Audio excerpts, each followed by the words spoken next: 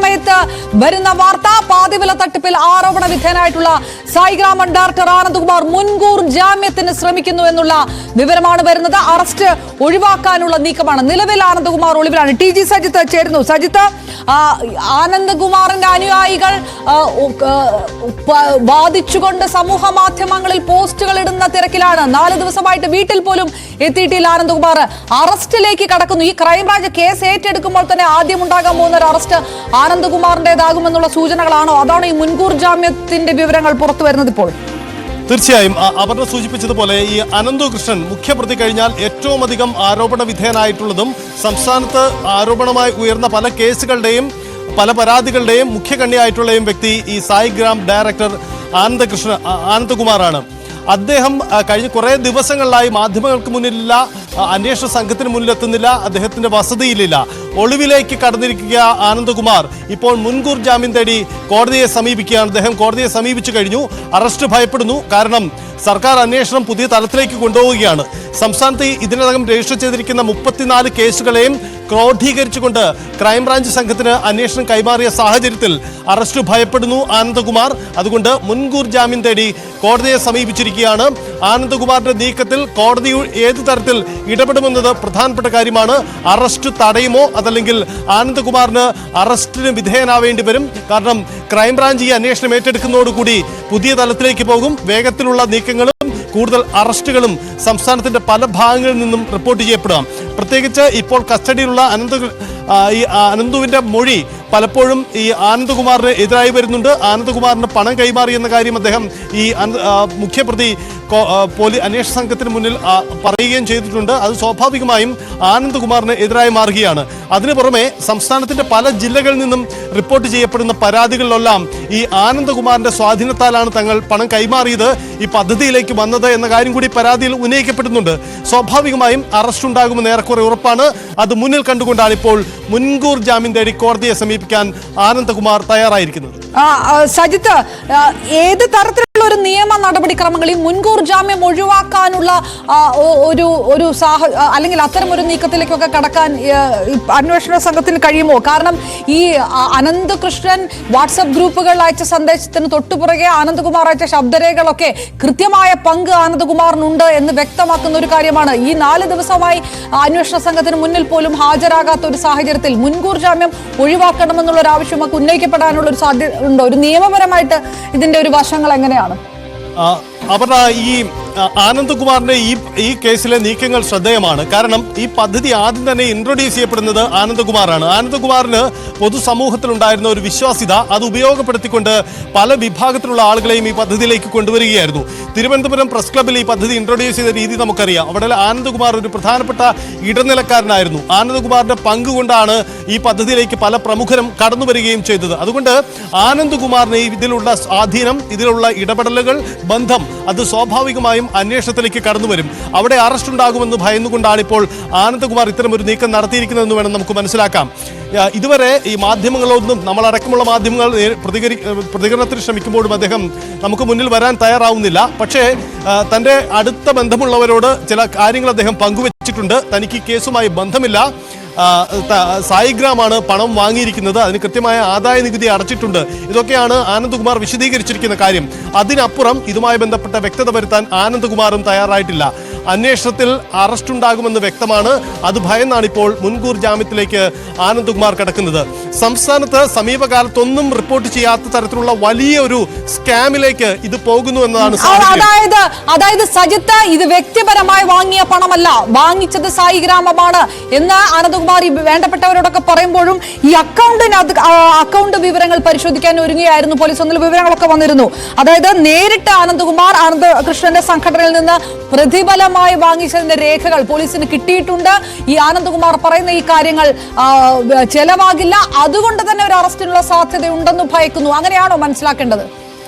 തീർച്ചയായും അതിൽ ആ തീർത്തിലേക്ക് തന്നെയാണ് പോകുന്നത്. പ്രത്യേകിച്ച് ഈ കസ്റ്റഡിയിലുള്ള മുഖ്യപ്രതി നൽകുന്ന വെളിപ്പെടുത്തലുകൾ അത് വളരെ പ്രധാനപ്പെട്ടതാണ്. പല പ്രമുഖർക്കും പങ്കുണ്ട്, പ്രമുഖർക്കും പണം നൽകിയിട്ടുണ്ട്. അതൊക്കെ ചില രാഷ്ട്രീയ സ്വാധീനത്തിന്റെ അടിസ്ഥാനത്തിലാണ് എന്നതൊക്കെ അദ്ദേഹം മുന്നോട്ട് വെച്ച വാദമാണ്. ഇതിന്റെ അടിസ്ഥാനത്തിൽ അവരുടെ പ്രതികരണങ്ങളൊക്കെ പ്രതികരണങ്ങളൊക്കെ വരുന്നുണ്ട്. ഇപ്പോൾ തൊട്ടു മുമ്പ് നമ്മൾ ഈ ഇടുക്കിയിലെ CPM ജില്ലാ സെക്രട്ടറി CV വർഗീസിന്റെ അടക്കം പ്രതികരണം വരികയും ചെയ്തു. അവരൊക്കെ വിശദീകരിക്കുന്നത് തങ്ങൾ തെരഞ്ഞെടുപ്പ് ആവശ്യത്തിന് വേണ്ടി പലരും പണം നൽകാറുണ്ട്, അതിന്റെ ഭാഗമായി പണം സ്വീകരിച്ചു എന്നതാണ്. അല്പസമയം മുമ്പ് മാത്യു കുഴൽനാടൻ അടക്കമുള്ളവരും അവരുടെ നിലപാടുകൾ ഇക്കാര്യത്തിൽ വിശദീകരിക്കുന്നുണ്ട്. ഇവർക്കെല്ലാം ഇടയിൽ ഒരു കണ്ണിയായി നിന്ന വ്യക്തി ആനന്ദകുമാർ എന്നതാണ് അന്വേഷണ സംഘത്തിന്റെ സംശയം. ക്രൈംബ്രാഞ്ച് ഈ കേസ് ഏറ്റെടുത്ത് കഴിയുമ്പോൾ സ്വാഭാവികമായും സംസ്ഥാനത്തെ പല പരാതികളിലും ക്രോഡീകരിച്ചുകൊണ്ടുള്ള ഒരു നീക്കമുണ്ടാകും. പ്രത്യേക അന്വേഷണ സംഘം തന്നെ നിലവിൽ വരും. അത് കൂടുതൽ അന്വേഷണത്തിലേക്ക് കടക്കുന്നത് മുന്നായി കണ്ടുകൊണ്ടാണ് ഇപ്പോൾ ആനന്ദകുമാറിന്റെ നീക്കമെന്ന് വേണം നമുക്ക് മനസ്സിലാക്കാൻ.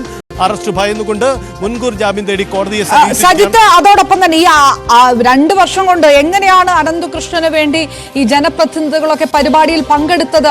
ഈ പല സംഘടനകളിലെ പരിപാടികൾ എങ്ങനെ പങ്കെടുത്തു എന്ന ചോദ്യമുണ്ടായിരുന്നു. അപ്പോൾ എല്ലാം ആനന്ദകുമാറിന്റെ സ്വാധീനം കൊണ്ടാണ് ജനപ്രതിനിധികളടക്കം വന്നത് എന്നുള്ള കാര്യം കൂടി വ്യക്തമാകുന്നുണ്ടോ? ആ തരത്തിലുള്ള ഈ അയാളുടെ ശബ്ദ സന്ദേശമൊക്കെ പുറത്തു പോയതാണല്ലോ. അത്തരം കാര്യങ്ങളും കൂടെ ഇതിനകത്ത് അന്വേഷിക്കപ്പെടുന്നുണ്ടോ? ഈ വലിയ സ്വാധീനം ഏത് തരത്തിലാണ് അന്വേഷണ സംഘത്തിന് മുന്നിൽ കീറാമുട്ടിയാവുക? തീർച്ചയായും ഇത് അന്വേഷണ സംഘത്തിന്റെ സംശയമുള്ള കാര്യമാണ്. പ്രത്യേകിച്ച് ഈ ആനന്ദകുമാറിന്റെ സമൂഹത്തിലുള്ള ഒരു സ്വാധീനം, വിശ്വാസ്യത ഇത് ഉപയോഗപ്പെടുത്തിക്കൊണ്ട് അനന്തകൃഷ്ണൻ ഒരു നീക്കം നടത്തി. അതിൽ ആനന്ദകുമാറും ഉൾപ്പെടുന്നു. ആനന്ദകുമാർ ഇക്കാര്യത്തിൽ കൃത്യമായ വിശദീകരണം നൽകാൻ തയ്യാറാവേണ്ടി വരും. കാരണം നിലവിലെ സാഹചര്യത്തിൽ മൊഴികളെല്ലാം ആനന്ദകുമാറിനും എതിരാണ്. സ്വാഭാവികമായും അദ്ദേഹത്തിന് കൂടി ഈ കാര്യത്തിലൊക്കെ പങ്കുണ്ട് എന്ന തരത്തിലേക്കാണ് ആക്ഷേപം വരുന്നത്. അതാണ് പ്രധാനപ്പെട്ട കാര്യം. ഒപ്പം ഇന്നലെ നമ്മൾ പുറത്തുവിട്ട ശബ്ദ സന്ദേശം വളരെ പ്രധാനപ്പെട്ടതാണ്. ഡാൻ കുര്യൻ തന്നെയാണ് അത് സംബന്ധിച്ച റിപ്പോർട്ടുകൾ നൽകുകയും ചെയ്തത്. അതായത് ഇത് സംബന്ധിച്ച്, ഈ പദ്ധതി സംബന്ധിച്ച് ചില സംശയങ്ങൾ ആ വാട്സപ്പ് ഗ്രൂപ്പുകളിൽ ഉയർന്നപ്പോൾ അത്തരം ആൾക്കാർക്കുള്ള മറുപടിയായിട്ടാണ് ആനന്ദകുമാർ പറയുന്നത്. അത്തരം ഈ പദ്ധതിയെ തകർക്കാൻ ചില ശ്രമങ്ങൾ ചിലർ നടത്തുന്നുണ്ട്, അവരെ അംഗീകരിക്കാൻ പറ്റില്ല എന്ന് പറഞ്ഞ് സംശയം ഉയർത്തിയവർക്കെതിരെ നിലപാടെടുക്കുകയായിരുന്നു ആനന്ദകുമാർ ചെയ്തത്. അത് സ്വാഭാവികമായും ചോദ്യം ചെയ്യപ്പെടും, കൂടുതൽ സംശയത്തിൻ്റെ നൽകുകയും ചെയ്യും. സംസ്ഥാനത്തിൻ്റെ പല ഭാഗങ്ങളിൽ, അത് കാസർഗോഡ് തൊട്ട് തിരുവനന്തപുരം വരെ പല ഭാഗങ്ങളിൽ നിന്നും റിപ്പോർട്ട് ചെയ്യപ്പെടുന്ന കേസുകളിലെല്ലാം പരാതിയിൽ പരാമർശിക്കുന്ന ഒരു പേര് ആനന്ദകുമാറിന്റെ കൂടിയാണ് എന്നതാണ് പ്രധാനപ്പെട്ട കാര്യം. അതുകൊണ്ട് അനന്തകൃഷ്ണന് തൊട്ട് പിന്നാലെ മുഖ്യപ്രതിയായി ആരോപണ വിധേയനായി നിൽക്കുന്ന വ്യക്തി ആനന്ദകുമാറാണ്. ആനന്ദകുമാറിനെതിരെ പൊതുസമൂഹത്തിന് മുന്നിൽ പ്രധാനമായിട്ട് നിൽക്കുന്ന ആ തെളിവുകൾ അത് ഏതെല്ലാം തരത്തിലാണ് ഇപ്പോഴെന്നുള്ള ഒരു വിലയിരുത്തൽ കൂടെ നടത്താൻ കഴിയുമോ? ലാലി വിൻസെന്റ് അടക്കം പറഞ്ഞിരിക്കുന്നത് അനന്തകൃഷ്ണനെ പരിചയപ്പെടുത്തിയത് ആനന്ദകുമാറാണ് എന്നുള്ള കാര്യങ്ങൾ, ഈ ബാങ്ക് രേഖകൾ, പ്രതിഫലം വാങ്ങിച്ച് എന്നടക്കമുള്ള അക്കൗണ്ട് രേഖകൾ, ഒപ്പം ജനപ്രതിനിധികളുടെ സ്വാധീനം, ഈ ശബ്ദ സന്ദേശമടക്കം വാട്സപ്പ് ഗ്രൂപ്പുകളിൽ അനന്തകൃഷ്ണനെ സപ്പോർട്ട് ചെയ്തുകൊണ്ട് ആനന്ദകുമാർ ഇട്ട ആ സന്ദേശങ്ങൾ, ഇതൊക്കെയാണോ പ്രധാനമായിട്ടുള്ള തെളിവുകളായി പുറത്തു നിൽക്കുന്നത്? അപർണ, ഈ പല പരാതികളിലും ഉന്നയിക്കുന്ന പേരുകളിലൊന്ന് ഈ ആനന്ദകുമാറിൻ്റെതാണ്. തങ്ങൾ ഈ പദ്ധതിയിലേക്ക് വന്നത്, തങ്ങൾ വരാൻ കാരണം, തങ്ങൾക്ക് വിശ്വസനീയത തോന്നിയത്, ഇതിനൊക്കെ ആനന്ദകുമാറിന്റെ ഇടപെടലാണ് കാരണമായതെന്നാണ് പല പരാതികളിലും ഉന്നയിക്കുന്ന പേര്.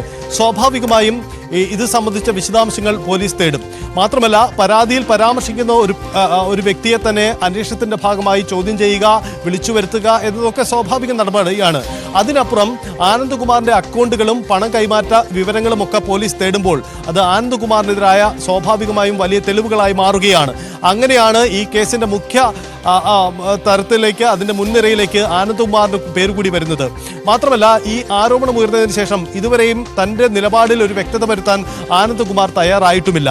മാധ്യമങ്ങൾക്ക് മുന്നിൽ വരണം എന്ന ശാഠ്യമല്ല, അതിനപ്പുറത്തേക്ക് പൊതുസമൂഹത്തിന് മുന്നിൽ വ്യക്തത വരുത്താനും ആനന്ദകുമാർ തയ്യാറായിട്ടില്ല. സ്വാഭാവികമായും അതൊക്കെ അന്വേഷണത്തിന്റെ ഭാഗമായി മുന്നോട്ട് പോവുകയാണ്.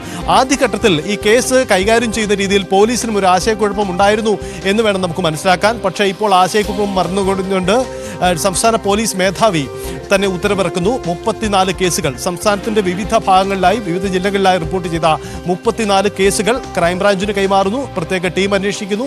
ആ തരത്തിലേക്ക് ഒരു ഏകീകൃത സ്വഭാവം ഈ അന്വേഷണങ്ങൾക്ക് കൈവരുമ്പോൾ അത് പുതിയ തലത്തിലേക്ക് അന്വേഷണം, വലിയൊരു ചാരിറ്റി തട്ടിപ്പ് ഇതിന്റെ പിറകിലുണ്ടോ എന്നുള്ളൊരു ചോദ്യം കൂടെ വരുമ്പോൾ സായി ഗ്രാമവും ആ തരത്തിൽ സംശയ നിഴലാകുന്നുണ്ടോ? അതിന്റെ അക്കൗണ്ട്സുകൾ അടക്കമുള്ള കാര്യങ്ങളും ഒരു പക്ഷേ പരിശോധനകൾക്കൊക്കെ വിധേയമാക്കപ്പെടുമോ?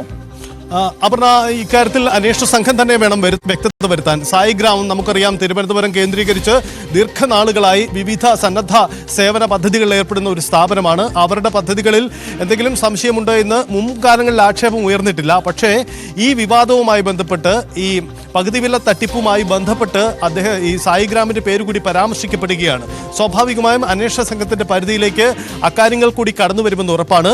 ഇപ്പോൾ ആനന്ദകുമാർ നൽകിയ പ്രതികരണം അനുസരിച്ച് അദ്ദേഹത്തിന്റെ അടുത്ത കേന്ദ്രങ്ങളുമായി നടത്തിയ പ്രതികരണം അനുസരിച്ച് താൻ തട്ടിപ്പൊന്നും നടത്തിയിട്ടില്ല, സായിഗ്രാമിലേക്ക് പണം സ്വീകരിച്ചിട്ടുണ്ട്, അതിന് ആദായ നികുതി അടച്ചിട്ടുണ്ട് എന്നതാണ് അദ്ദേഹത്തിന്റെ വിശദീകരണം. ഒരുപക്ഷെ ഈ ക്രൈംബ്രാഞ്ചിന്റെ അന്വേഷണത്തിന് വിപുലമായി മുൻകാല ഇടപാടുകളടക്കം കടന്നുവരാനാണ് സാധ്യത. സജിത്ത് വിവരങ്ങൾ നൽകിയത്. വിവിധ കേസുകളിൽ ആനന്ദകുമാർ പ്രതിയാണെന്നുള്ള വിവരം വരുന്നു. എന്തുകൊണ്ടാണ് അന്വേഷണ സംഘത്തിന് മുന്നിൽ ഹാജരാകാത്തത്? എന്തുകൊണ്ടാണ് മാധ്യമങ്ങൾക്ക് മുന്നിൽ വിശദീകരണം നൽകാത്തത്? അനന്തകൃഷ്ണൻ തന്നെ കരുവാക്കിയതാണ് എന്ന് പലരോടും പറയുമ്പോൾ എന്തുകൊണ്ടാണ് ഇത് വ്യക്തമാക്കിക്കൊണ്ട് അദ്ദേഹം പുറത്തേക്ക് വരാത്തത്? പകരം മുൻകൂർ ജാമ്യത്തിനായി ശ്രമിക്കുന്നു എന്നുള്ളതിന്റെ വിവരങ്ങൾ പുറത്തു വരുമ്പോൾ തന്നെ വ്യക്തമാകുന്നത് ഉള്ള ചില വിവരങ്ങൾ അന്വേഷണ സംഘത്തിന് ലഭിച്ചിട്ടുണ്ട്. അത് ഈ അക്കൗണ്ടുമായി ബന്ധപ്പെട്ടുള്ള കാര്യമാണ്. പ്രതിഫലം വാങ്ങിച്ചിരുന്നു അനന്തകൃഷ്ണന്റെ സംഘടനയിൽ നിന്ന് എന്നതടക്കമുള്ള കാര്യങ്ങളിൽ വ്യക്തിപരമായിട്ടല്ല താൻ പ്രതിഫലം വാങ്ങിയത് എന്നുള്ള അവകാശവാദം അദ്ദേഹം ഉന്നയിച്ചിരുന്നു. അത് തെറ്റാണ് എന്നുള്ളതിന്റെ സൂചനകൾ കൂടി പുറത്തു വരുന്നു. ഒപ്പം അനന്തകൃഷ്ണന്റെ സംഘടനയുമായിട്ട് ബന്ധപ്പെട്ടുള്ള വാട്സപ്പ് ഗ്രൂപ്പുകളിൽ ആനന്ദകുമാർ ഇട്ട ശബ്ദ സന്ദേശങ്ങളും മാധ്യമങ്ങൾക്ക് മുന്നിൽ ലഭിച്ചതാണ്. ടി ജി സജിത്ത് വിവരങ്ങൾ നൽകിയത്.